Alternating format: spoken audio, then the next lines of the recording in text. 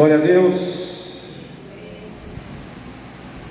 Declare o nome de Jesus sobre toda a escuridão. Amém? Da escuridão brilhou a luz, que é Jesus em nossas vidas.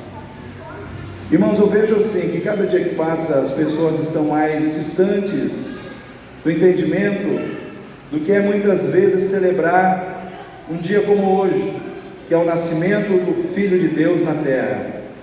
Eu vejo que a cada dia que passa as pessoas elas estão mais preocupadas assim quando chega um feriado, seja ele de qual aspecto ou de qual sentido for, as pessoas estão mais preocupadas simplesmente em comer, beber, festejar e nada mais. Então, se é o nascimento de Jesus, ou se é o 7 de setembro, ou se é um feriado cívico, para muitos não faz diferença nenhuma. Eu vejo que as pessoas muitas vezes elas não param para analisar naquele feriado que ela está vivendo ali, a melhor maneira de viver o feriado em relação ao significado que ele tem. O significado do feriado de hoje significa o nascimento do Filho de Deus na terra para salvar as nossas almas da perdição. Por que eu falo tudo isso, irmãos? Porque hoje eu passando por uma rua, indo para um açougue, eu passei assim numa rua assim, meio afastada, e tinha uma mulher assim, próximo a uma árvore. Posso estar enganado, quero crer que eu esteja enganado, mas parecia, e eu de carro, não posso ficar olhando para né, mas parecia que ela estava sem roupa da cintura para cima, simplesmente curtindo o feriado, tomando alguma coisa e totalmente despida. Aí eu pergunto, esse tipo de atitude tem a ver com a celebração do nascimento do Filho de Deus na terra, né? Eu tirar, como eu disse, tomara que eu esteja enganado, tomara que ela esteja com uma roupa assim da cor da pele, né? Que eu não consegui perceber, mas eu tenho certeza que se a mulher estivesse comigo, ela não deixaria eu olhar duas vezes para tentar tirar a dúvida, né?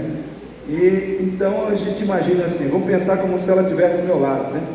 Então não vou ficar ali olhando para ver se é, né? Mas vamos supor que ela estava, pode ser que não, pode ser que sim. Vamos supor que ela estava. Eu pergunto hoje, pensando no significado desse dia, uma conotação totalmente espiritual, seria essa a melhor maneira de celebrar o nascimento de Jesus na terra? Eu vejo que as pessoas às vezes estão tão distantes, o coração delas está simplesmente aproveitando o feriado para fazer o que elas querem, né? Para curtir um dia de descanso, e muitas vezes curtir de uma maneira extravagante, de uma maneira assim que fere até padrões de pudor, né? Enfim, mas cada um está vivendo cada dia mais o seu mundo, vivendo cada dia mais os seus desejos, e não o mundo de Deus, e não os propósitos de Deus nas suas vidas. E quando a gente pensa em Natal, a palavra Natal significa nascimento. Tanto é que quando você vê alguém perguntando assim, qual a sua cidade natal? É a sua cidade de nascimento, sua cidade de origem, né?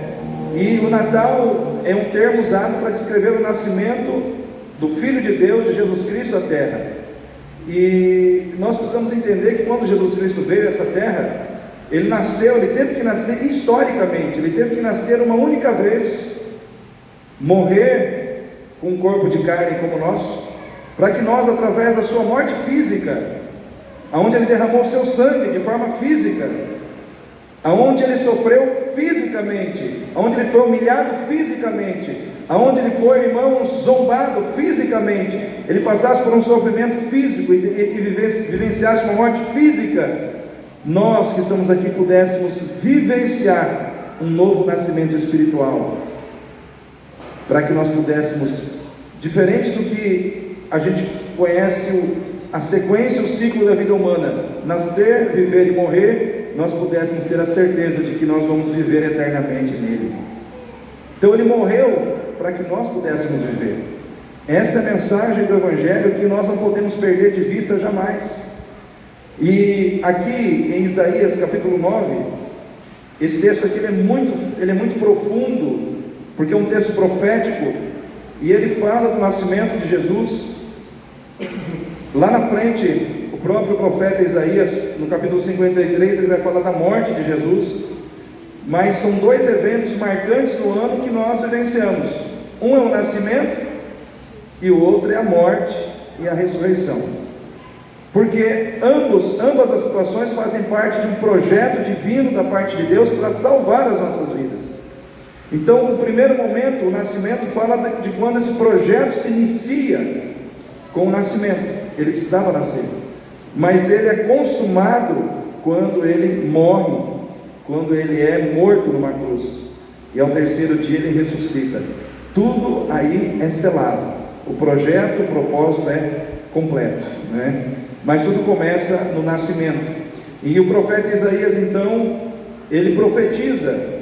Lá no capítulo 9 nós temos aqui a descrição dessa profecia, e diz assim: mas a terra que foi angustiada não será entenebrecida. Envelheceu nos primeiros tempos a terra de Zebulon, a terra de Naftali, mas nos últimos tempos a enobreceu. Olha só, a enobreceu junto ao caminho do mar, além do Jordão, aonde? Na Galileia das nações. Na Galileia das nações. O povo que andava em trevas viu uma grande luz, e sobre os que habitavam a região da sombra da morte resplandeceu a luz. Tu multiplicaste a nação, a alegria lhe aumentaste. Todos se alegrarão perante ti, como se alegram na ceifa, e como exultam quando se repartem os despojos. Porque tu quebraste o jugo da sua carga, e o cajado do seu ombro, e a vara do seu opressor, como no dia dos midianitas. Porque todo o calçado que levava o guerreiro no tumulto da batalha, e todo o manto revolvido em sangue serão queimados, servindo de combustível ao fogo. Por quê? Por quê? Porque um menino nos nasceu, um filho se nos deu, e o principado estará sobre os seus ombros, e se chamará o seu nome Maravilhoso, Conselheiro, Deus Forte, Pai da Eternidade, Príncipe da Paz. Do aumento deste principado e da paz não haverá fim sobre o trono de Davi e no seu reino, para o firmar e o fortificar com juízo e com justiça, desde agora e para sempre. O zelo do Senhor dos exércitos fará isso. Amém? Aqui o profeta Isaías, ele está profetizando, dizendo que nasceria um menino que se tornaria um rei, e esse rei, ele estabeleceria sobre a face da terra um reino de poder e de paz que não teria fim. E então quer dizer que quando Jesus nasceu a este mundo, ele veio a este mundo, ele nasceu neste mundo, ele veio para iniciar, para implantar aqui na terra um reino de poder e de paz que não terá fim. E quando o profeta começa a falar, então, porque a intenção dele é descrever e falar sobre esse rei que viria, ou que queria vir, ele começa primeiro, irmãos, mostrando que aprove o coração de Deus exaltar uma região, exaltar uma localidade geográfica, que se chama a Galileia das Nações. Deus, no seu coração, resolveu enobrecer este local que era uma terra angustiada, uma terra entenebrecida. Porém, Deus resolveu enobrecer, exaltar essa terra. E quando a gente estuda um pouco sobre a Galileia, para a gente entender o que era a Galileia, irmãos, a Galileia era uma região miscigenada de povos, era uma região que tinha uma diversidade étnica muito grande, de modo que a maioria da população que ali estava, que ali vivia, era uma população formada na sua grande maioria de gentios, eram povos gentios. Então havia ali um grande número de povos, e na sua grande maioria de gentios, e haviam ali alguns judeus. Só que essa região da Galileia era uma região que a população que ali habitava, na sua grande maioria, era formada de pessoas indoutas, incultas, de pessoas pobres, de pessoas, irmãos, que tinham uma vida imoral, de pessoas desordeiras, e os judeus que ali habitavam, eles eram considerados pelos judeus que moravam em Jerusalém, ou os judeus que moravam no sul, ou mais ainda o clero judaico, eles eram considerados como se fossem judeus de uma categoria mais baixa, porque eram judeus que conviviam com o paganismo, que conviviam com a idolatria da maioria dos povos que habitavam naquela região. Então aquela região era uma região que ela não recebia investimento financeiro daqueles que moravam nos grandes centros. Era uma região marginalizada, era uma região desprezada, era uma região que ninguém queria investir, porque o povo que ali vivia era um povo que não tinha muita cultura, e era um povo considerado de reputação imoral, né? Então eles não queriam investir naquele lugar. Então por isso, em função desse contexto cultural, em função desse contexto étnico que havia sobre a Galileia, o que reinava, o que prevalecia naquela região era a pobreza, o desprezo dos outros povos, a marginalidade, a aflição. Então a Galileia, e mais precisamente Nazaré, que era uma das cidades da Galileia, e mais precisamente o lugar onde Jesus foi gerado no ventre de Maria, era uma região desprezada, rejeitada, era um lugar onde havia desprezo, era um lugar onde havia pobreza, era um lugar onde havia marginalidade, era um lugar onde havia aflição. Mas foi neste lugar que Deus mandou o anjo Gabriel descer e falar com Maria, dizendo que ela receberia a visitação do Espírito Santo e conceberia e daria luz a um filho. Foi neste lugar onde havia desprezo, irmãos, foi neste lugar onde havia pobreza, foi neste lugar onde havia marginalidade, foi neste lugar onde havia aflição, onde havia vergonha. Foi ali que o Espírito Santo desceu sobre Maria, e ali no ventre de Maria ele gerou o Salvador de toda a humanidade. Foi neste lugar, irmãos. E quando eu penso nisso, irmãos, eu penso que o nascimento de Jesus representa, irmãos, o triunfo da glória de Deus sobre a aflição humana. Porque, irmãos, quando Jesus foi gerado no ventre de Maria, lá em Nazaré da Galileia, irmãos, um lugar onde havia marginalidade, pobreza, um lugar onde havia desprezo, um lugar onde havia aflição, a glória de Deus resplandeceu sobre a aflição, a glória de Deus resplandeceu sobre a pobreza, a glória de Deus resplandeceu sobre o desprezo. Em outras palavras, irmãos, a glória de Deus prevaleceu aonde havia pobreza, aonde havia desprezo, aonde havia opressão, aonde havia rejeição dos homens, a glória de Deus prevaleceu. Prevaleceu a glória de Deus no lugar onde prevalecia todas essas situações. E aí eu penso, irmãos, que a Galileia dos judeus, que a Galileia dos gentios, irmãos, era um lugar rejeitado pelos homens, mas era um lugar amado por Deus. E aí eu quero parar aqui um pouquinho e trazer aqui para você algo que Deus colocou no meu coração. Quando eu olho para essa realidade, irmãos, eu penso que Deus está dizendo para mim e para você que Ele é o Deus que sabe amar o que é desprezado. Ele é o Deus que sabe amar o pobre. Ele é o Deus que sabe amar o rejeitado. Ele é o Deus que sabe amar aquele que está em aflição. Ele é o Deus que sabe valorizar aqueles que se sentem desvalorizados. Em outras palavras, o nascimento de Jesus na Galileia das nações representa a valorização dos desprezados. Jesus representa a desvalorização dos desprezados.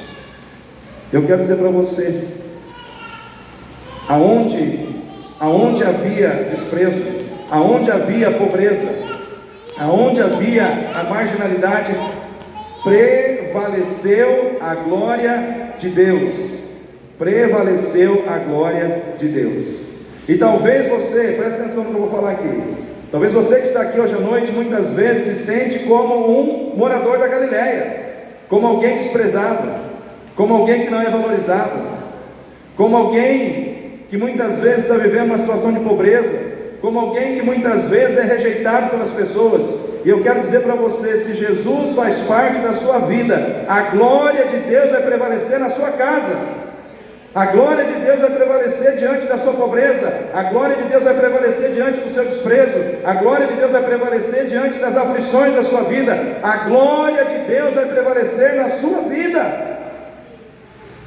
Se Jesus faz parte da sua vida, se Jesus está na sua vida, você está marcado como alguém que foi separado por Deus, para que a glória dele prevaleça sobre as suas mazelas humanas. O Senhor, Ele amou os desprezados. O lugar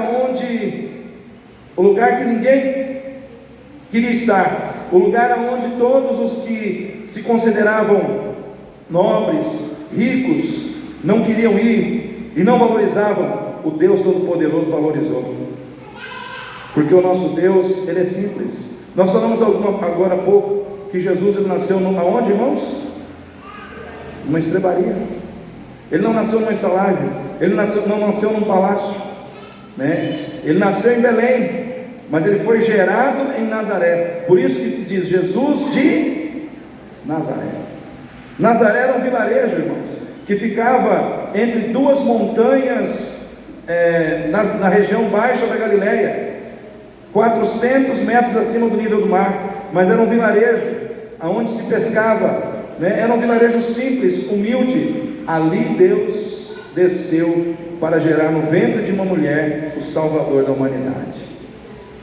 O nosso Deus é o Deus que usa o simples.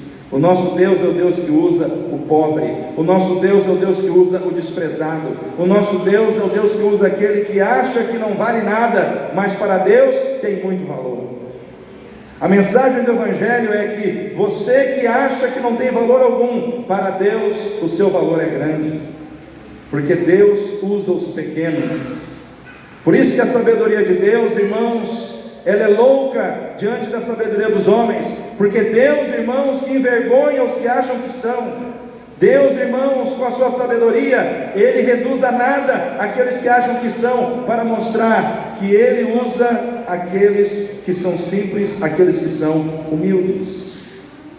Então a primeira mensagem que esse texto nos traz é que havia um lugar de escuridão moral, de escuridão social, de escuridão, irmãos, espiritual, porque Galileia era um lugar de profunda escuridão moral, social, espiritual, mas no meio da escuridão brilhou a luz. É o que está no texto, irmãos. No meio da escuridão raiou a luz brilhou sobre aquele povo que estava na escuridão, e essa luz é Jesus.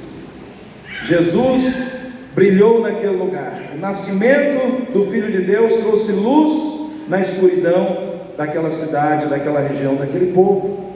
Hoje, irmãos, se você pesquisar no mapa, para encontrar Nazaré, por exemplo, o nome dela é En-Nazirá, e ela é a maior cidade da região norte de Israel. Uma cidade que não era nada, hoje é a maior cidade da região norte de Israel. Uma cidade que cresceu, uma cidade que evoluiu, porque um dia Deus fez algo tremendo que mudou a história daquela cidade. Ou seja, Deus pode transformar o que é pequeno em algo grandioso. Deus pode pegar aquilo que é insignificante, aquilo que não tem valor, e dar valor, atribuir valor. Eu quero dizer para você nessa noite, se o Senhor começar a trabalhar na sua vida, grandes coisas vão começar a vir sobre você. Grandes coisas começarão a ser estabelecidas sobre a sua vida, porque Ele tem o poder de mudar a sorte daqueles que o recebem. Galileia recebeu Jesus, Nazaré recebeu Jesus, foi mudada numa grande cidade, e Ele promete transformar numa grande pessoa aqueles que o recebem. Uma grande pessoa que tem amizade, que tem intimidade com Deus vivo. E o profeta então ele fala primeiro do lugar, mas depois ele começa a falar do personagem central, que é o rei. Então ele continua agora discorrendo sobre o rei, e esse rei virá, porque o menino nos nasceu.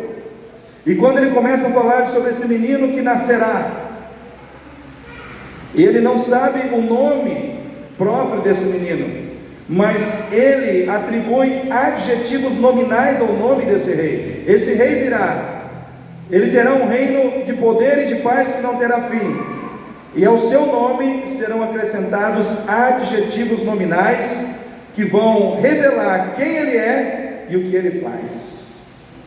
É como se o profeta dissesse assim: esse rei virá, o nome dele será Jesus, e esse Jesus será maravilhoso, esse Jesus será conselheiro, esse Jesus será Deus forte, esse Jesus será Pai da eternidade, esse Jesus será príncipe da paz. Por quê? Porque esses adjetivos nominais revelam quem Jesus é. Amém? Em primeiro lugar, eu quero declarar aqui para você e para mim nessa noite, nesse culto de exaltação a Cristo, que Jesus é maravilhoso. Amém? Jesus é maravilhoso. O que é maravilhoso, Rodrigo? Já procurou no Google, no dicionário, para entender o que significa maravilhoso?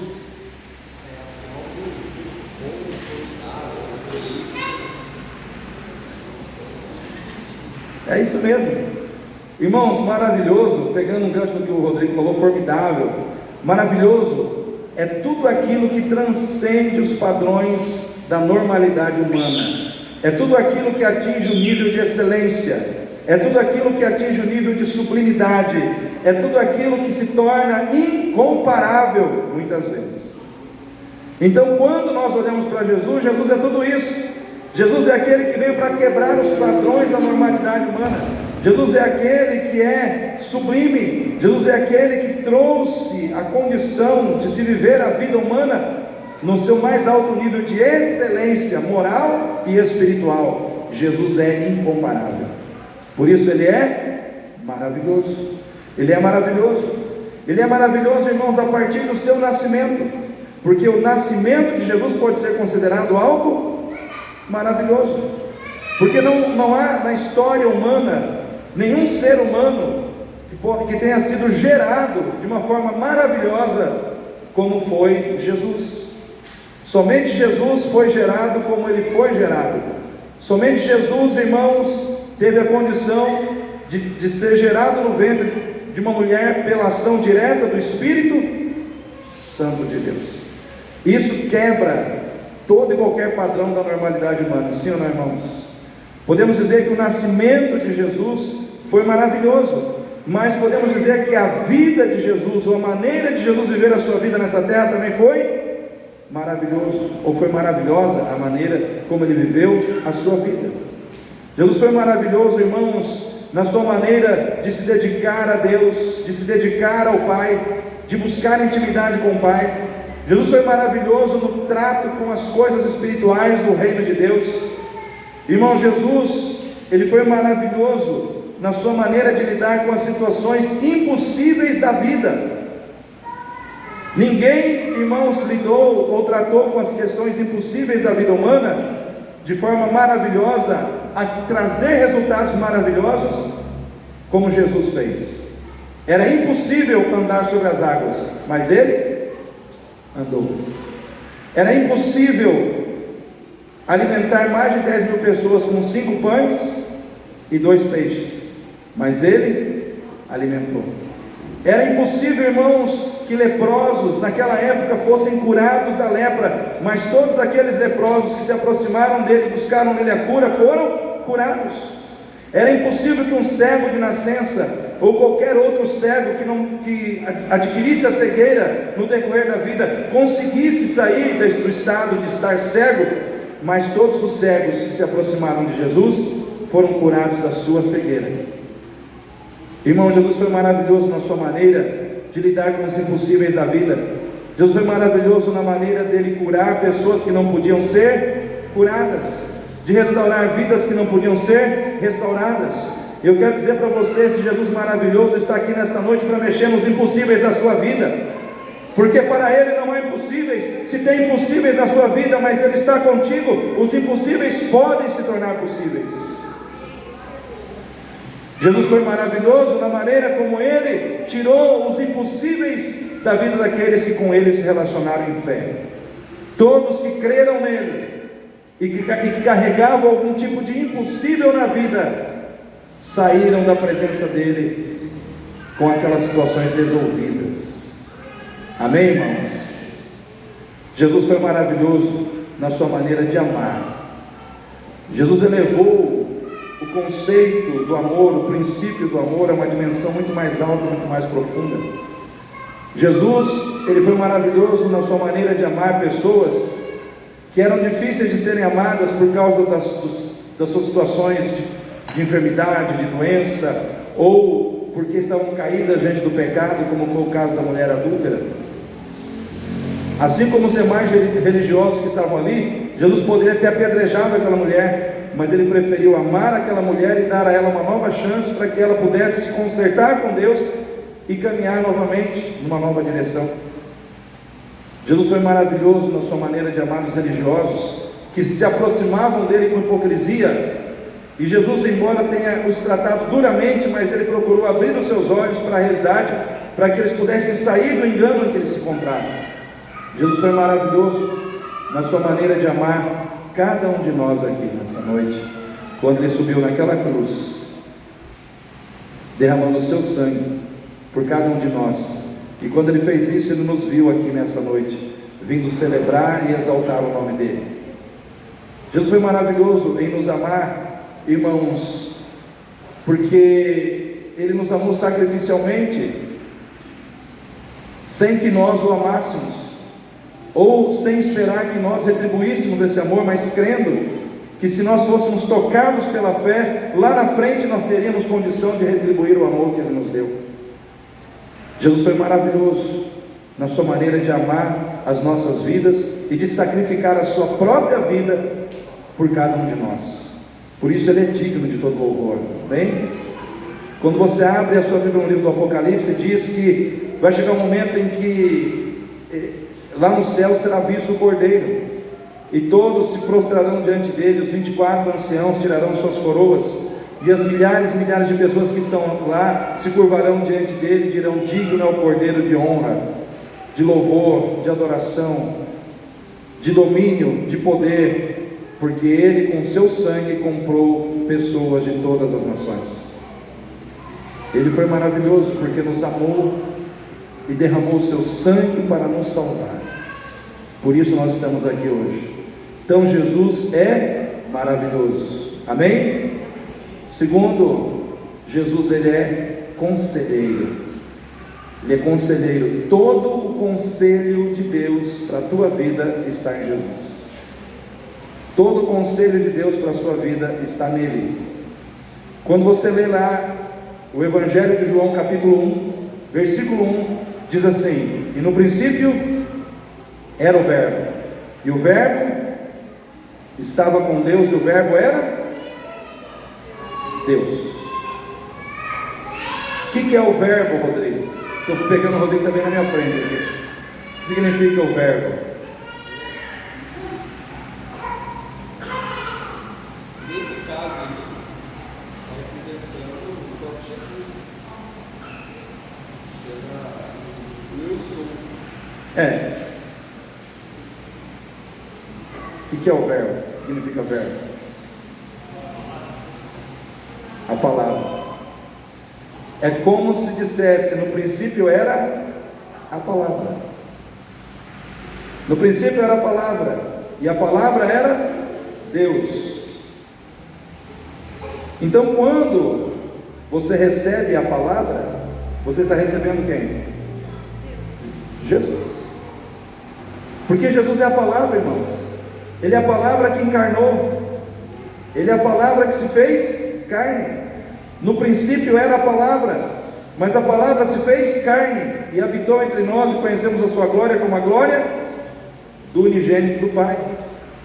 Então todo o conhecimento, todo o saber da palavra de Deus que nós recebemos e que estrutura a nossa vida para que nós possamos tomar boas decisões, para que nós possamos decidir pelo bem e não pelo mal. Todo esse entendimento, toda essa sabedoria, ela vem de Jesus.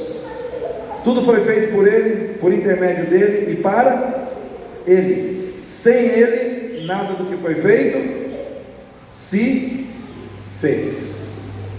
Ele é a palavra. Ele é a palavra. Irmãos, então, Jesus, Ele encarnou e se tornou Jesus. O Filho de Deus se encarnou e se tornou Jesus. E aqui, irmãos, eu abro um parênteses para a gente pensar um pouco, que antes de Jesus, Ele era o Verbo. Ele se tornou Jesus quando Ele encarnou. Pastor, mas como é que era a fisionomia dele antes dele se tornar Jesus? Como é que era a feição dele? Como é que era? Irmãos, eu não sei. Eu só sei que Ele era Deus e que Ele existia antes de todas as coisas. Isso são situações que nós vamos ter que descobrir lá no céu. Mas eu sei de uma coisa: quando Ele se fez homem e se tornou Jesus, Ele nem sempre foi Jesus. Ele se tornou Jesus. Agora Ele é Jesus para sempre. Em outras palavras, antes de Jesus, do Filho de Deus se tornar Jesus, dele nascer nesse mundo, a humanidade estava aqui embaixo só. Mas agora Ele ressuscitou, está onde, irmãos? À destra do trono de Deus. Em outras palavras, Jesus elevou a humanidade à altura do próprio Deus. A humanidade foi elevada à altura do próprio Deus, porque quem está lá hoje é Jesus, que é Deus, mas que também é homem. Consegue entender isso? É um negócio profundo, mas toda a sabedoria de Deus está em Cristo. Toda a sabedoria de Deus que você precisa para viver uma vida próspera, para viver uma vida bem-sucedida nessa terra, está em Cristo. O que diz Mateus 6,33? Buscai primeiro o reino de Deus e a sua, e as demais coisas vos serão. Esse texto é um dos textos básicos que fala da prosperidade do crente nessa terra. Só que antes desse texto se tornar algo textual, estar nas páginas da Bíblia, já estava onde? No coração de Jesus, na mente de Jesus, porque Ele é a palavra. Ou seja, já existia esse conhecimento em Cristo, ele apenas foi compartilhado conosco pela palavra escrita. Quando nós nos enchemos dessa palavra, nós estamos nos enchendo dos conselhos de Deus, para podermos caminhar de forma a alcançarmos propósitos abençoadores na nossa vida. Amém, igreja?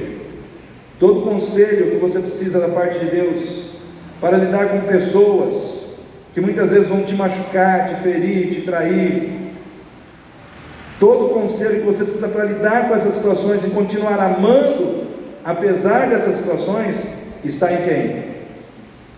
Está em Cristo. Não somente porque Ele sabe, mas porque como homem Ele vivenciou essas coisas. Jesus foi traído, igreja? Jesus foi abandonado? Foi. Então Ele sabe como lidar com essas questões, porque Ele vivenciou isso na sua pele. Então, quando você está precisando entender como lidar com essas questões, quem é o seu melhor conselheiro? Jesus. Por isso Ele é conselheiro. Ele é conselheiro. Irmãos, eu digo assim: o arrogante é aquele que acha que pode resolver tudo sozinho. Não precisa de conselho de ninguém, não precisa de ajuda de ninguém. O humilde não. O humilde, ele sabe que ele não sabe tudo, e às vezes ele precisa ser aconselhado. E às vezes não é nem questão só de humildade, é questão de inteligência, de sabedoria. Eu sei que o irmão ali sabe mais do que eu sobre determinada situação, então ele pode me aconselhar. Então eu posso abrir o meu coração para receber um conselho, para que eu possa ter a condição de acertar na minha decisão. Isso é humildade e sabedoria. Quem aconselhou Moisés lá em Êxodo 18? Quando Moisés estava cansado, estressado, levando o povo, ficando o dia inteiro cuidando das causas do povo. Quem foi que aconselhou Moisés para que ele mudasse de atitude? Jetro. Jetro quem que era? O seu sogro, um velhinho midianita, né? Moisés poderia ser uma pessoa arrogante e falar: não, eu sou o homem que fala com Deus face a face, né? E você nem da tribo de Israel é. Então Moisés poderia dizer: não vou ouvir teu conselho. Mas ele foi humilde. E ele perdeu por ser humilde, irmãos? Não. Ele ganhou em ouvir o conselho do seu sogro.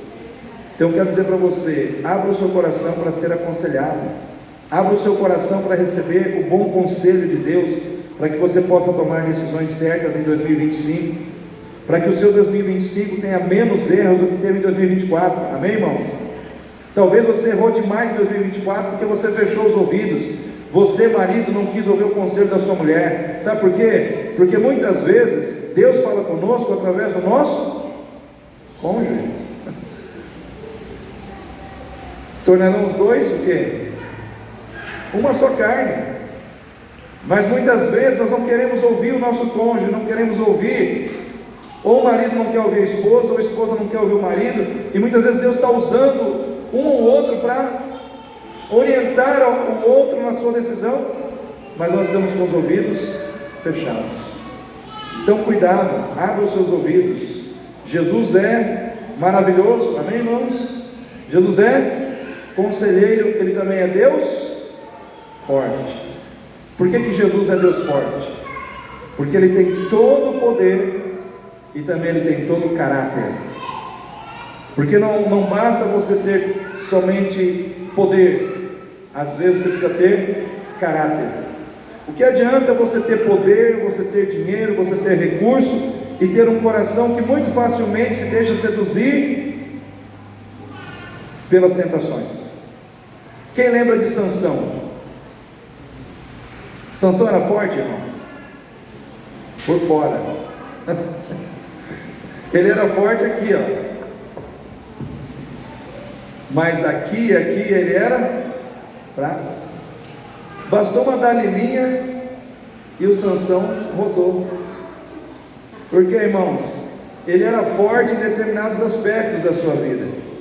Ele era forte para enfrentar outros homens, para arrancar a porta da cidade, para matar leão. Mas o diabo não se mata com a força física. O diabo se mata com um caráter santo.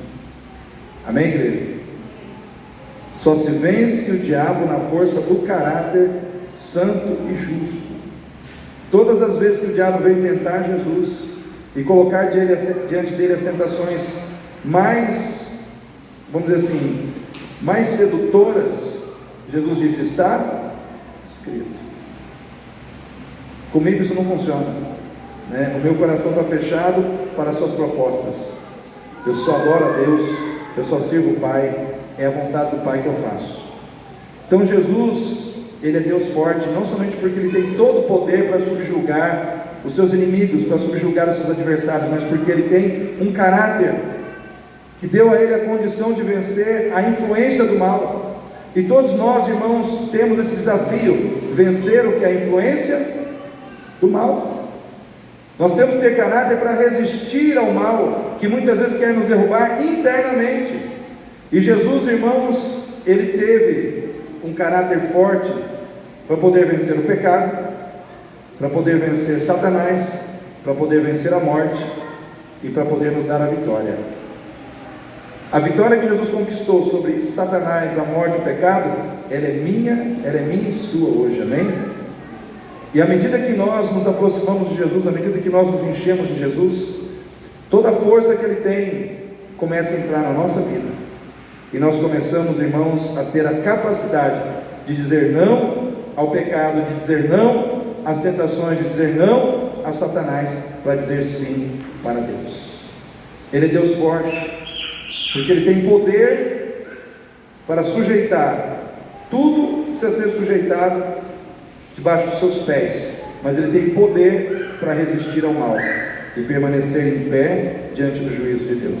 Quem quer permanecer em pé diante do juízo de Deus? Então se firma em Jesus, que é o Deus forte. A força que Ele tem, Ele quer entregar para você também. Amém? Jesus também é Pai da eternidade. Abra sua Bíblia em Apocalipse 22. Apocalipse 22.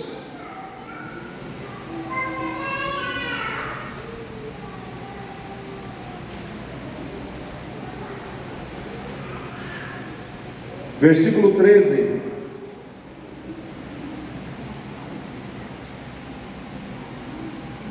Apocalipse 22, 13.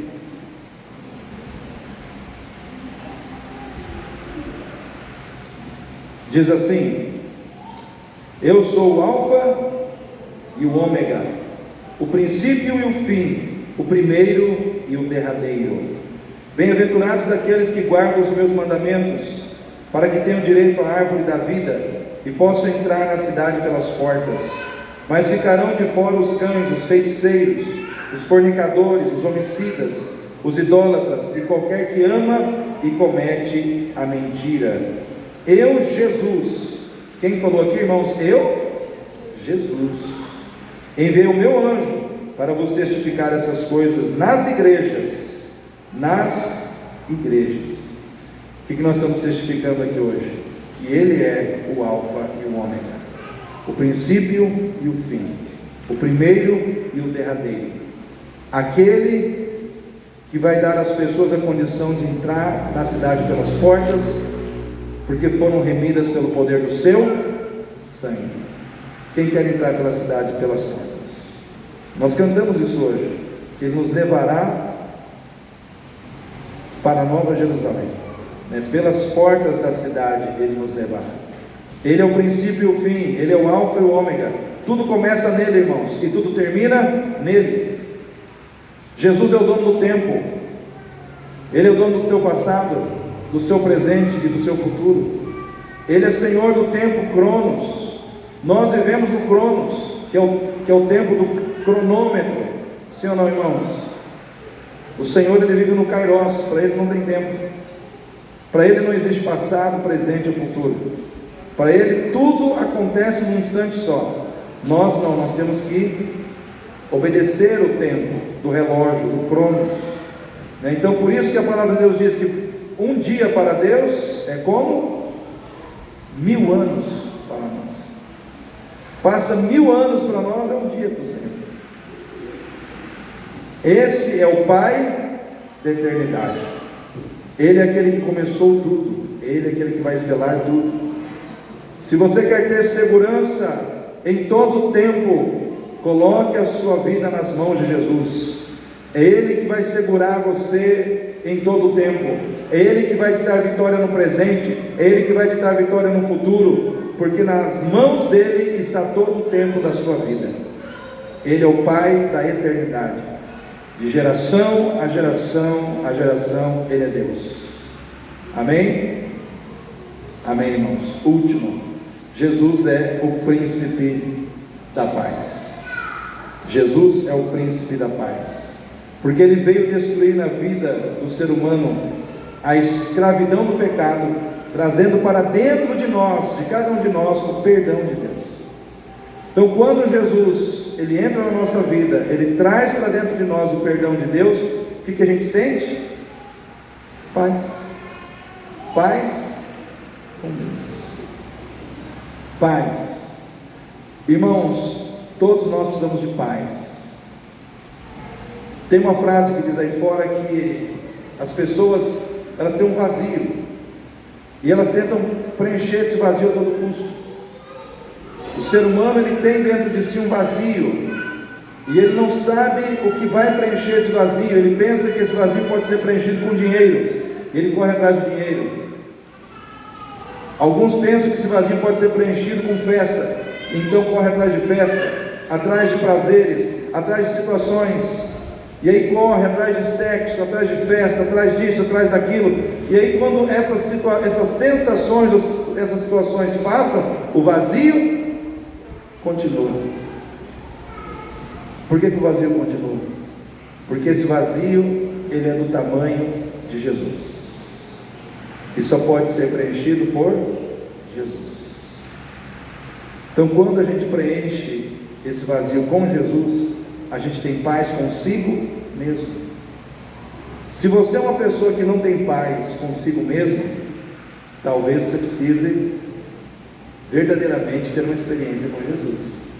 Porque, irmãos, quando nós entendemos Jesus na nossa vida, aceitamos Jesus como Ele deve ser aceito, como Senhor e Salvador da nossa vida, a gente tem paz. O medo da morte vai embora, a insegurança vai embora. O que tira a nossa paz? O medo da morte, a insegurança em relação ao amanhã. Mas quando eu estou em Cristo, tudo isso some. Se eu tiver que morrer amanhã, eu morro feliz da vida. Por quê? Porque eu vou me encontrar com Jesus. Então eu tenho paz. Os irmãos pensam que aqueles cristãos lá da igreja primitiva, que eram mortos no Coliseu, que eram queimados, eles estavam ali em agonia, em desespero. Não, irmãos. Quando você lê os mártires do Coliseu Romano, tem um livro, com esse título, fala que muitos daqueles que iam sendo mortos ali, eles iam cantando, eles iam louvando, colocava fogo nos pés deles, eles continuavam cantando. Aí o povo lá em cima começava a olhar e falava: esse povo está morrendo, esse povo está sendo cozinhado vivo, e eles estão cantando. Se esse Jesus consegue colocar essa paz no coração deles diante da morte, eu quero esse Jesus também. E começava a se converter gente lá em cima. Por quê? Porque via uma paz que estava no coração daqueles que estavam morrendo, mas não tinha medo da morte. Eu quero dizer para você, querido, Jesus ele veio tirar todo o medo do seu coração, trazer paz no seu coração. Ele é o príncipe da paz. Segundo, ele veio trazer paz entre você e as pessoas. Primeiro, ele veio trazer paz no seu coração consigo mesmo, mas ele veio trazer paz no seu coração com as outras pessoas. Ou seja, ele veio tirar do seu coração o espírito da contenda, da discórdia, da briga, Irmãos, eu não consigo imaginar um crente que tem Jesus, que está cheio da presença de Jesus, cheio da paz de Jesus, que pensa assim: eu estou tão cheio de paz que eu estou com a vontade de dar um tabefe no Lourenço hoje. Irmãos, tem lógica um negócio desse? Não, estou tão cheio de paz que eu estou querendo pegar ali o Rodrigo pelo pescoço, não tem como, irmãos. Esse tipo de atitude, de sentimento, ele não aparece na vida da gente. Ele acaba com aquele espírito de briga, de contenda, que muitas vezes está dentro de nós, mas Jesus veio para trazer paz nos seus relacionamentos pessoais. As pessoas podem querer brigar com você, mas você não vai cair na tentação da contenda, da briga. Por quê? Porque o príncipe da paz está te dando paz. Mas em último lugar, Jesus veio para te dar paz com Deus. Amém, igreja? Antes, o ser humano perdido no pecado, ele não tinha paz com Deus, porque ele pensava em Deus e o seu coração tremia diante do juízo de Deus, do julgamento de Deus, do medo da condenação de Deus. Mas agora tudo isso acabou. Com Jesus não tem mais condenação. Com Jesus não tem mais medo de juízo de Deus. Por quê? Porque fomos aceitos por Deus.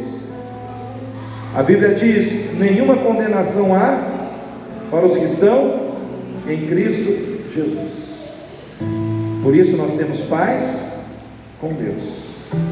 Então eu encerro essa palavra dizendo que o nascimento de Jesus representa a valorização dos desprezados. Ele veio para mostrar que até os pequenos, o desprezado, aquele que é negligenciado, o desvalorizado, pode ser usado por Deus. Ele veio para ser na nossa vida o maravilhoso, o conselheiro, o Deus forte, o Pai da eternidade, o príncipe da paz. A Ele seja a honra, a Ele seja a glória, a Ele seja o domínio. Ele é digno de todo louvor e de toda adoração. Nós estamos aqui nessa noite por causa de Jesus. A nossa vida aqui tem um motivo, irmãos: agradecer a Ele por tudo que Ele fez por nós e vai continuar fazendo. Você que está aqui nessa noite, saiba de uma coisa: o fato de você estar aqui agradecendo a Cristo, exaltando a Cristo na tua vida, fará diferença no ano novo, quando ele começar na sua vida.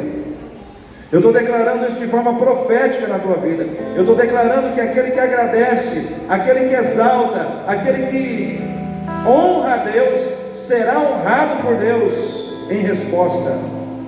Quando você agradece, quando você honra o Senhor, você está preparando a sua vida para ser mais abençoado. Então, em nome de Jesus, eu quero declarar que você vai começar 2025 de uma maneira diferente, simplesmente porque você veio agradecer a Jesus, porque Ele te salvou, porque Ele derramou o seu sangue na cruz para o perdão dos seus pecados. Amém? Vamos ficar em pé nesse momento?